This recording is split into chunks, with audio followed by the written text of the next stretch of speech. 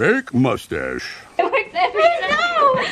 Welcome back to Security Social, where security is served cold.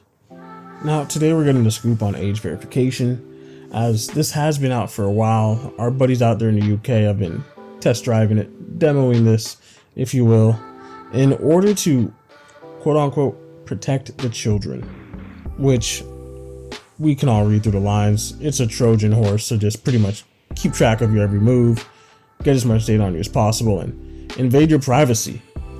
However, we are finding out that this doesn't even protect children, because 1 in 3 children, we're just going to jump right into this story here, 1 in 3 children are just bypassing age verification through simple means, as simple as drawing a fake mustache on their face. Yep, I'm sure cat whiskers or a red nose or clown makeup works too. Maybe even just turning the camera to a certain angle. All these ways lead to Rome, access to whatever site you can imagine as a child. In fact, 52% of children ages 13 and up are saying that it's as easy as taking candy from a baby. It's a cakewalk to bypass age verification set up by the government in the UK. Now, question here, does this show that A, the UK's implementation of age verification is a joke, or B, age verification in general is a joke, or C, that people will adapt and find loopholes for anything? Third part, as we all know, is human nature. People are always going to find workarounds and, ways to bend and break rules, especially if those rules are idiotic and invasive, like age verification here. Now, it gets even more interesting because say your hands are dirty or you're eating an ice cream cone watching Security Social and you don't want to touch your face in that moment. Well, you can clip your favorite video game character with their head slightly turned, or even just use your parents' or siblings' IDs. In fact, say parents, siblings don't want to give you their IDs. Fear not, because you can just use a picture of a random adult online and you're surfing the internet like a pro as a child, as a minor. Isn't age verification great? Isn't it working so well? As we all know, the old ways of verification used to just be as simple as checking the box that says you're 18 or older, lying about your birthday, of course, or using a VPN, which I believe is still a workaround out there in the UK. Our UK viewers, please let us know if you found other ways to work around this.